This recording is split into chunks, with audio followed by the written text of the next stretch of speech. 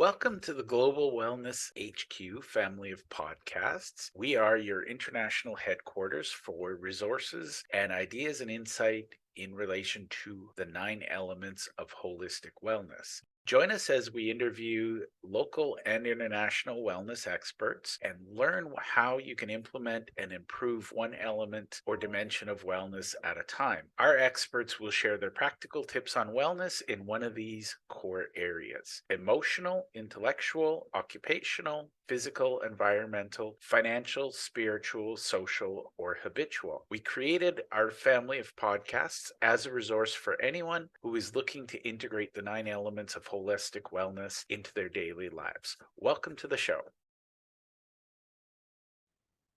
Hi, everyone. Welcome back to the show. In today's episode, I'm excited. I have my new friend, Permelia Parham. And Permelia, is a fellow Canadian, which is enough to make me tongue-tied because I don't get enough Canadians on the show. Not that there's anything wrong with other guests, but I do like to talk to homegrown talent. So, Permelia, why don't you tell us a little bit about who you are and what you do? Well, thank you, Jeff, and thank you so much for inviting me to your show today. So I have a couple of hats. I do some emotional healing through my company called Vibrational Healing. So I can help people release any emotions that could be trapped in their subconscious using the modality called the body code.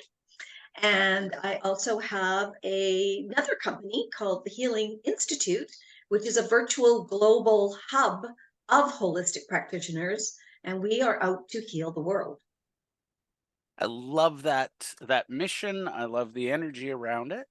Let's jump in and talk about the Healing Institute first. So, what inspired you to create the Healing Institute?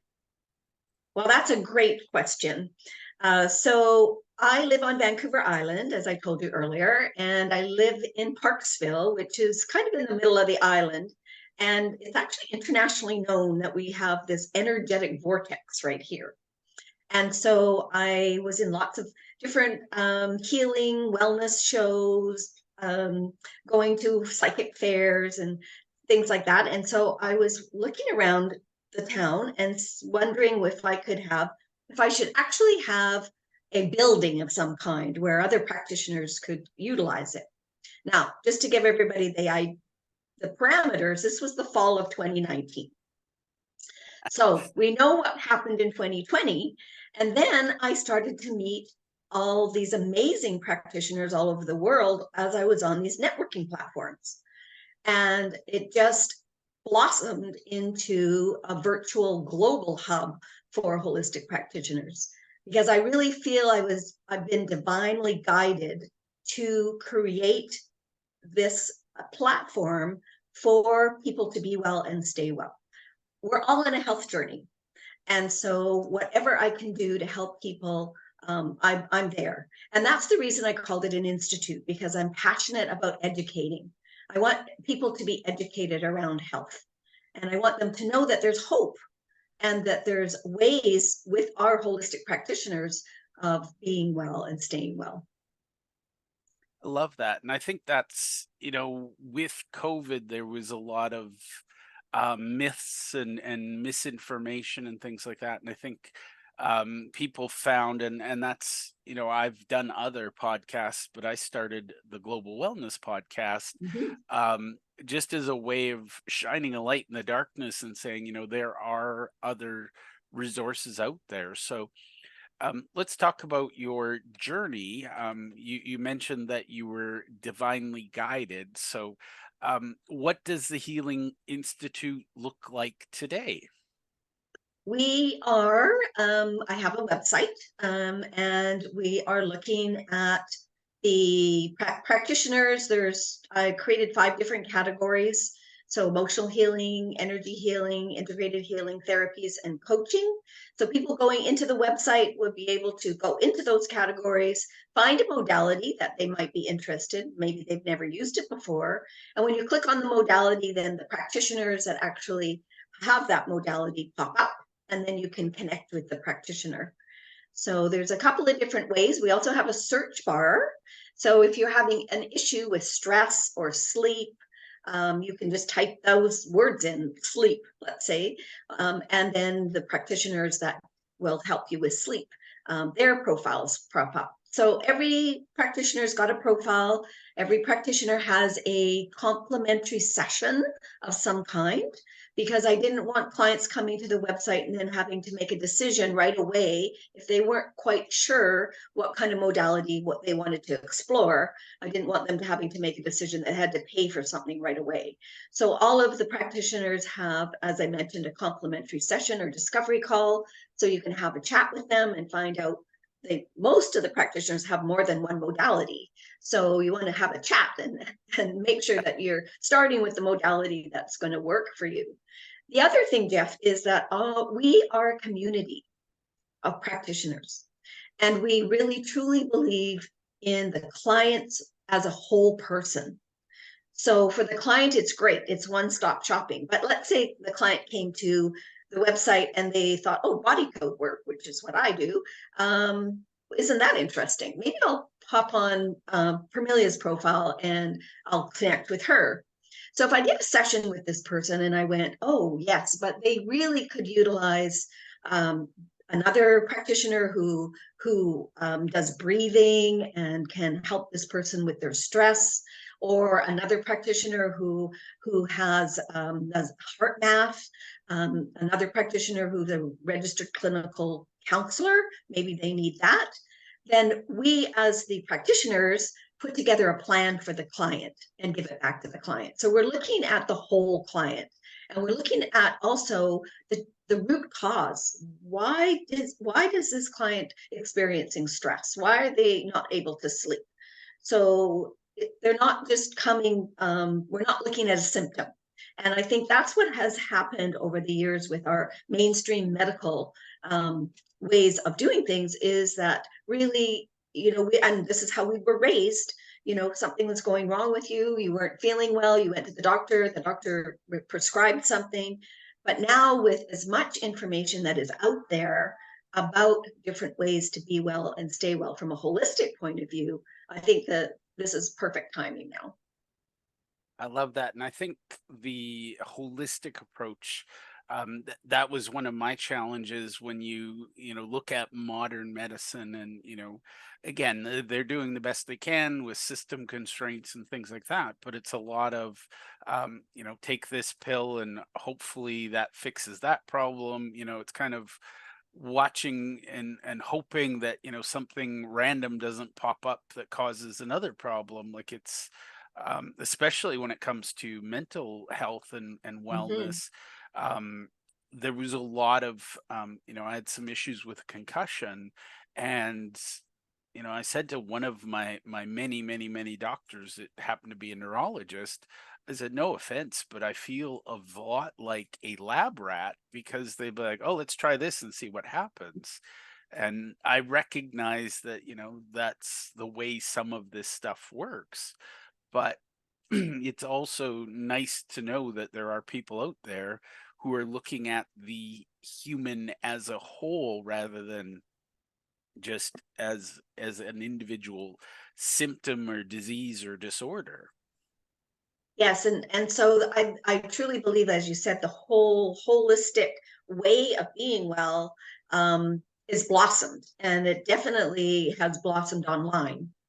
And so that's why I knew it was timely, and also knew that I need to do something a bit bigger than a building on Vancouver Island, in order to reach more people. And so, yeah, so we are spreading out to a number of countries. Right now, we're in 4 countries with 10 practitioners, but my vision is to be in over 12 countries and have over 200 practitioners at minimum, to be able to be available for people. I love it. Well, let's talk about the two sides of this, because what I'm hearing, and whether you would use this label or not, I'm hearing that you're a bit of a connector like myself. So I'm feeling like there's the one side, it's that practitioner. So let's talk about why a practitioner would join you. and then we'll talk about the personal wellness piece. Sure. Well, I'm a practitioner and I have a company, but I'm always looking for more clients.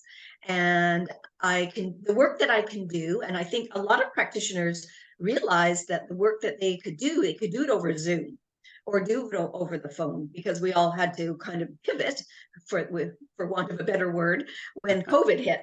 And so I had never done any of my sessions over Zoom or over the phone. I'd always had clients in person. But I was very grateful that I didn't have to close down my company, because the work that I do is energy and it reaches to anybody throughout the globe. So I was very, very blessed that I was able to continue my company. And so by looking at that and realizing that we do have practitioners everywhere, and so why not have more practitioners that are reaching different areas and different parts of the world, because it might make more sense as a client coming to the Healing Institute, that you might connect with somebody on the East Coast of North America if you are in England, or you're in Germany, or you're in South Africa. And so we really want to make sure that we're available for people that connect with us. So looking at and then being on a number of networking platforms, that's where I met my practitioners, and they were looking at expanding their businesses and doing it from an online point of view. Okay. And from a practitioner's point of view, is there a financial investment to be part of your world? What does that look like? Just because somebody's going to ask me, and I'm going to say I don't know. So Well, that's a great question. And yes, it's a membership-based hub for practitioners. So we are an international company. So everything is in US dollars, because we recognize that's international currency. So all of the price points that are in the website under each one of the practitioners and what they charge for their sessions, that's all US dollars. And and so practitioners would pay. There's two ways that they would pay a membership, either monthly, which is $125 US, or a 6-month membership for $600. And that way, what they're going to get then is they're going to get that farther reach of all the marketing that we're doing. We have a very comprehensive marketing plan, and we're now rolling that out into the strategy. So we're making sure that people know that we exist and that these practitioners are available for them. let's transition over to I call them the seekers, those who are looking for wellness. What does that look like, and how does somebody learn more about becoming part of that the wellness program?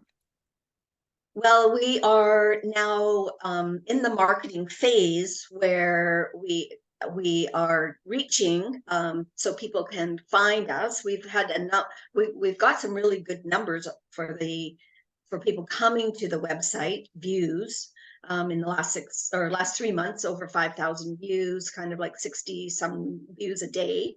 And so people coming now to the website, we've added a few extra things just recently, so they can subscribe to a newsletter that comes out every 2 weeks. They can also, as I mentioned earlier, go into the search bar. So if there's something specific that they're looking for help with, then whatever that is, the practitioners that deal with that. Or if they scroll down just a little bit farther on the first page of the website, it'll come up with all those different categories and then the modalities that are in each category. So again, they've got one-stop shopping for all of the practitioners that are on the website. I love it. Now, you mentioned that you're in, I think you said 4 countries. Mhm. What are those countries again? We're in Canada, the US, South Africa, and Ireland right now.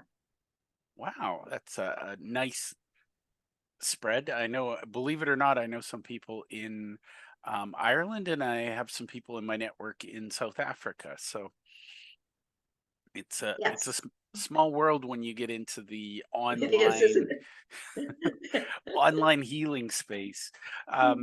Well, let's talk about your particular modality. So let's talk about what kind of healing you do and what basically what would lead somebody to raise their hand and say, I need to work with you specifically.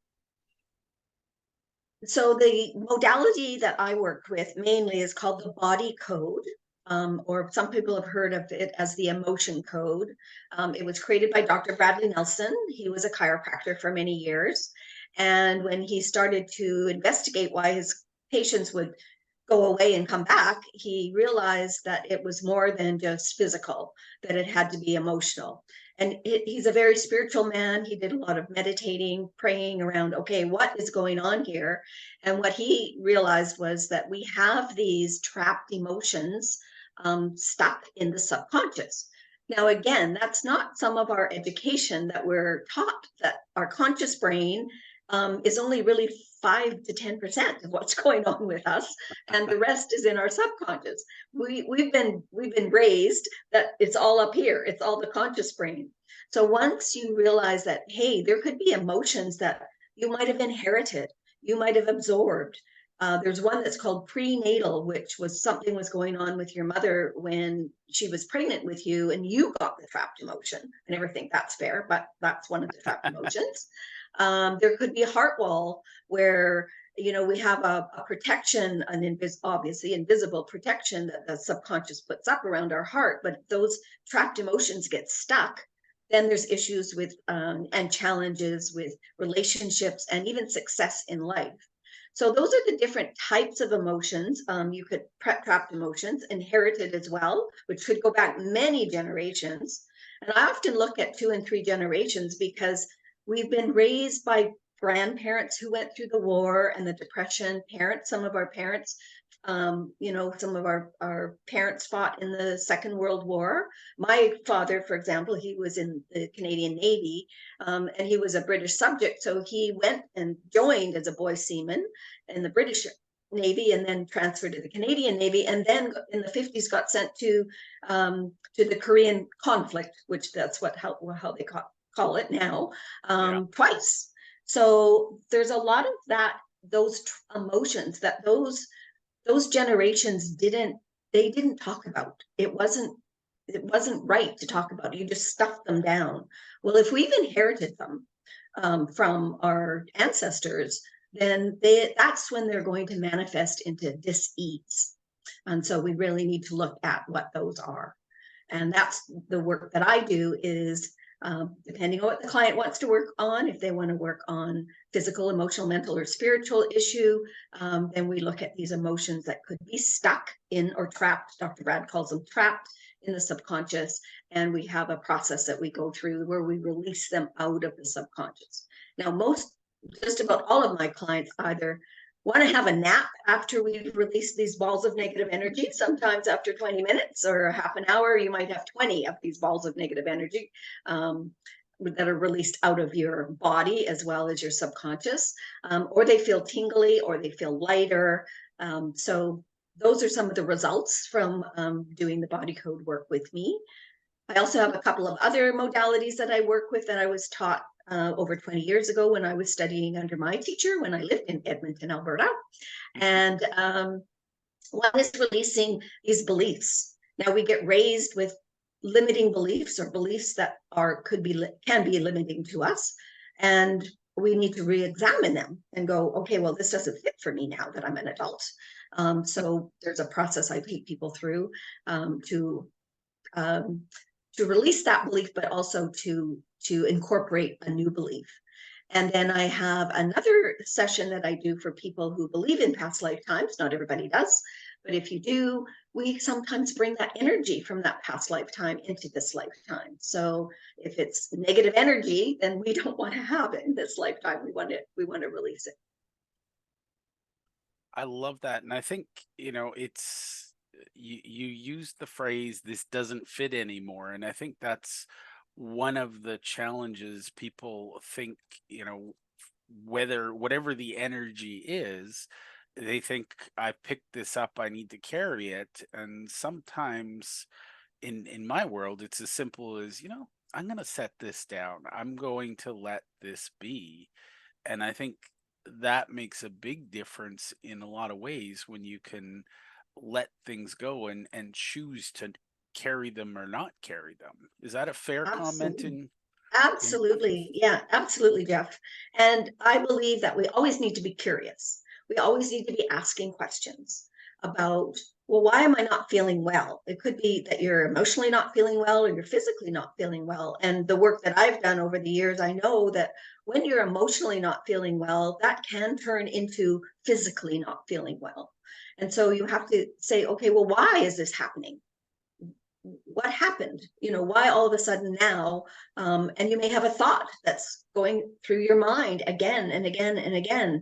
Maybe it was an abuse or something that happened when you were younger. Could have been an event. And if that's what's happening, then yes, it's not fitting for you anymore, so you really need to get rid of it. and I do like that, the visual of does it fit? Because I think a lot of people, they just assume that this is the way it is and this is how, I was raised and therefore I'm stuck with it.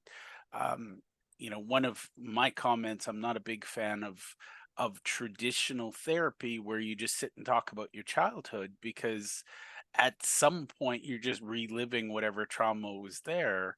I like the freedom of choosing, do I continue to carry this? Yes, it's very important to do that and to always be asking yourself, is there a reason that I'm hanging on to this, especially if it's interfering with your health?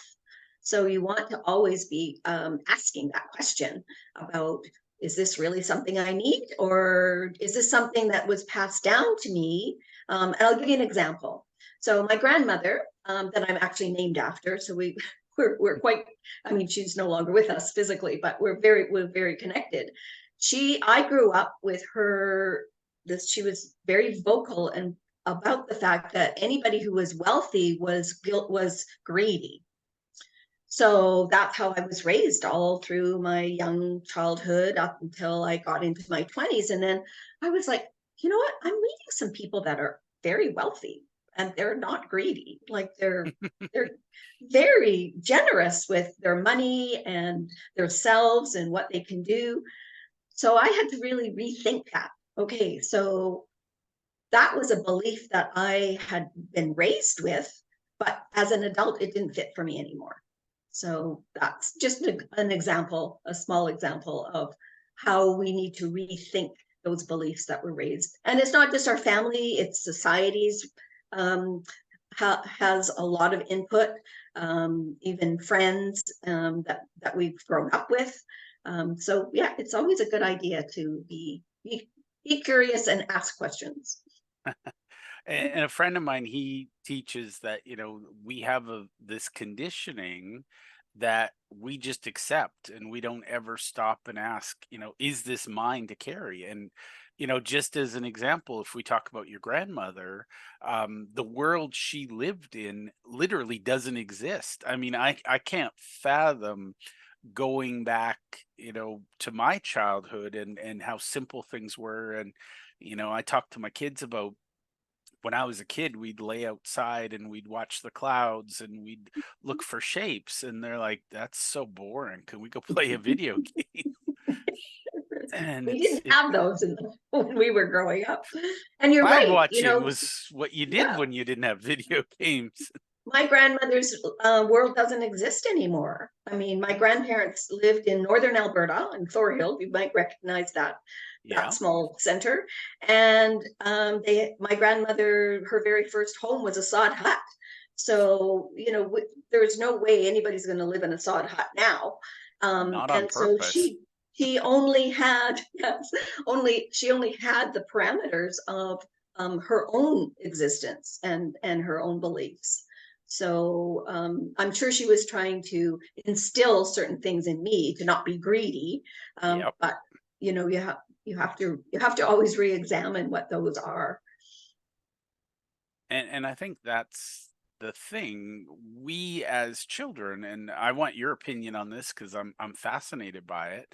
As children, we learn things that are absolute lessons, and we know it with certainty, but it's like the irony is we learned it as a child, you know, did we get the tools to fully interpret the lesson that we thought we were learning? Well, that's a great question. And I mean, certainly I grew up in the 50s and the 60s as a child. So I I don't believe I got the lessons that my parents and grandparents wanted me to, that they thought that I needed. Yeah. But that weren't necessarily the lessons as I became an adult that I realized were going to serve me well. And I can't help but think, I talk to a lot of people, they're seeking something external. Just that ability to choose the lessons you've learned, and that's the beautiful thing about memory. I mean, we all think that the way we remember a thing is how it absolutely 100% happened, but it's just that slight little bit of perspective. If you're off, a degree or two, you're going to see different things. So how does Yeah, that ask your siblings. They usually remember something quite a little bit different of the same event or that happened. yeah, and that's, I hear people, they're like, oh, it was the worst moment ever, and then somebody's like, really, it was the best moment ever for me. Like, it's I love that. So let's talk about what that does for people when they realize, like, I want to hear about the aha moments, because I'm guessing when people come to you, they feel that disease, and, they feel kind of trapped. And then I'm guessing there's a moment where they sort of discover a certain level of freedom. Is that fair? Yes, absolutely. And oftentimes these emotions, now Dr. Bradley Nelson is brilliant. So he came up with a chart of 60 trapped emotions that we use in our sessions. And he knew that he wanted to have more than just himself be doing this. So he's trained, it's an online course that you take, and he's trained practitioners like myself all over the world. So the chart is divided into 2 columns and 6 rows.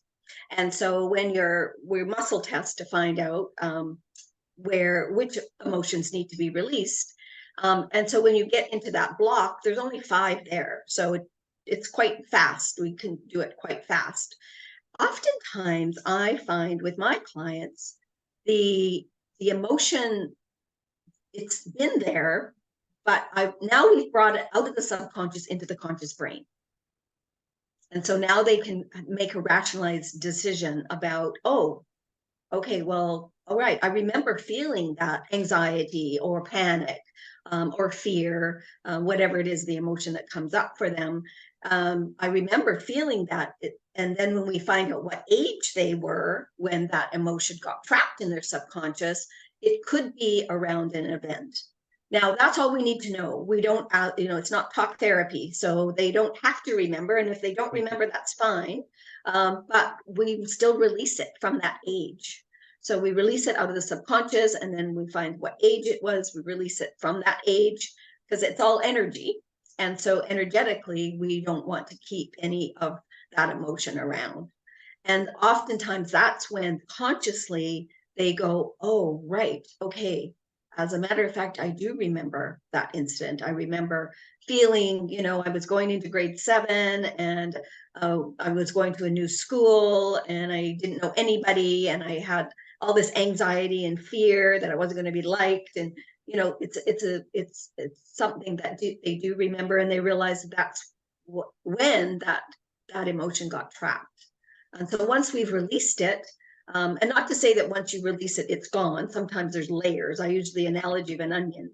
So oftentimes we have to get those top layers released before we can actually get to the layers that need healing. But it gives them a new perspective as to where that emotion came from. And I think that's why they feel so much lighter, and oftentimes very tingly. Their bodies will feel very tingly. I love it. And I love you said some of them, they feel at the end it's time for a nap. I think, Oh, yes. I'll often say that. I think you might have a nap when you were finished this session. I love it. Now, I could talk about this for a long time, because I find this fascinating. But I think it is something, I've talked to people who dismiss these things and say, "Oh, that's," but I'm fascinated because I'm a science guy, and when I look at what you're doing, the neuroscience makes sense to me because there's the rational part of the brain where we think and we make decisions, or sorry, we don't make decisions, but we think and we process. Mhm. And then there's that emotional part of the brain where we make decisions and we don't necessarily recognize that one controls the other, often to our detriment. I mean, I would guarantee you show any human being today a picture of a saber-toothed tiger and we have this abnormal fear of the thing, and Mhm. it's like, but our rational brain can look at it and go, they're extinct. Yes, but we still have that fight or flight that we were gifted with because we Yeah. needed it back in those days. And I love science too, and I love to understand the science behind this. And so when I'm looking at something that's going on in the brain, and we find the amygdala, which is the gland that secretes the cortisol that gives us that fight or flight. Um, Yeah. I really like to know all of that, and I like to explain that to my clients. So this is really what's happening. So if they can understand that it's coming from a neuroscience way or from something that's being processed in their brain, that's easier for them, I believe, to really accept. Oh, well, then really, I don't need this emotion anymore. Yeah. Let's get rid of it. Well, and the reality is it's freeing to choose the emotions. And again, I'm going to share something with you. I don't know that I've shared with my audience. I was working with a holistic healer in April when my father passed, and I realized, and it was just, a lot of people have told me I'm grieving wrong, which is fascinating. But I realized that I had a choice how I perceived the death of my father. And what I realized was that it wasn't him. He wasn't the type of person to be sad and mournful. And so I chose, whenever thought about him, I chose to remember the happy times. Yeah, And I don't think people can say you're grieving wrong. Everybody grieves a different way. And for you to remember the happy times with your father, I think that's just beautiful. I think that's wonderful because well, I'm sure your father wouldn't want you to be gloomy and doomy. I mean, yes, you're going to miss the physical person. yeah. And I miss my parents who are no longer physically here, but I, I still um, remember them and their good traits and how they supported me and how they raised me. And so those memories are beautiful. Those memories are joyful and wonderful memories. And I believe you should have those. Yeah. Well, and interestingly, I can't feel sad at the passing of my father anymore, and I'm okay with that. Like, I'm Mhm. really happy with it because I have now chosen enough times, and I think our brains, as weird and mysterious as they seem sometimes, they build these patterns and pathways that serve us best. And now it's, whenever I think about my father, I remember the good times and I smile and I think back to, those happy times. And it was a choice, and I didn't believe in it, but I'm glad that I learned that power of it Mhm. because, again, we are conscious human beings and we have that higher level of thinking. Um, we have a choice in how we respond to our environment. Absolutely. Yes. Always. We always have a choice. Awesome. Now, I could talk to you all day because you are fascinating, of course, but I know our time is going to run out. First question: how can people connect with you and learn more about what you do? Well, two ways. So through my company, Vibrational Healing, the website is vibrationalhealing.ca. And you can also email me at Permelia, my first name, at vibrationalhealing.ca. And then through the Institute, it's info at the Healing Institute. I had to put dashes in between the and healing and institute.com. So that's a little bit more complicated, but if you Google that, you'll find us. And I believe that I sent all of that information to you. So if you were able to put that into the show notes, that would be great. Yes, I like to make life easy for my viewers and listeners, so we'll put it in the notes. My final question of the day, this is one of my favorites. You're the expert at being Permelia, so you know Permelia inside out and sideways. Is there anything I should have asked you and we should have talked about that we haven't yet? Well, one question would have been, how did I get started on this healing journey? Oh, let's go down that journey. See, this is the parting thought. So we've got as much time. How did you get started on this journey? Well, something that you mentioned earlier about going in and finding out what's going on for you inside. So 25-ish years ago, I was not in a happy place, and I'm really a pretty happy person overall.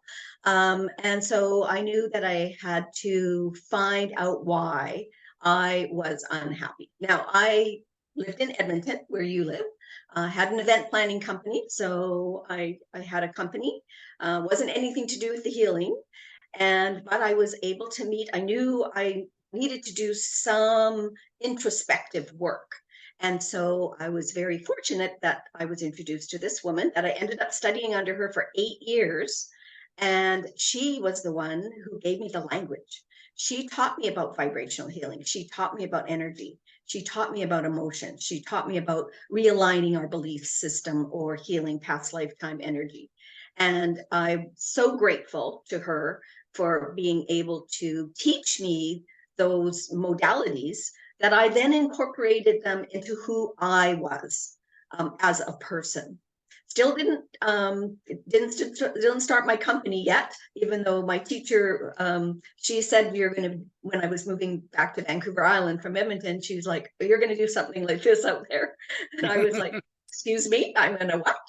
But because I had incorporated those into me and who I was so much happier. And so I took a job here where I live at a resort, and my coworkers commented one night after work about how I had looked after a couple of situations. And so I explained to them that I did actually an energy balance before I came to work. And they were like, you do a what? So I said, well, I balance my chakras. And then they were like, oh my gosh, we need to know about this. So the next time I was up in Edmonton visiting my family, I made an appointment to see my teacher. And I said, well, your prediction's coming through. So now what do we do? And she just basically gave me, to whatever you've learned from me, I just need you to pass that on to other people. So I started teaching out of my home, and then all about having your chakras in balance and realigning your belief systems. And then that's how that energy, I got introduced to the emotion code and the body code. I love it. Well, Permelia, we'll have you back another time and we could deep dive on any one of those many, many things. But thank you for sharing your time and your energy with me today. I really appreciate it's always nice to have a fellow Canadian on the show. Well, thank you so much, Jeff. This has just really been a lovely experience, and I look forward to connecting with you again. Thank you. Thank you for taking the time to listen to our show. We hope that you enjoyed this episode, and we invite you to either click the link below or scan the QR code to register and listen to other episodes of our podcast. Or if you think your business or you would be a great guest to be on our show, we're always looking for experts in one of the 9 elements of holistic wellness. We'd love to have you. You can either click the link below or you can scan the QR code and complete our speaker intake form. Thank you, and to your wellness.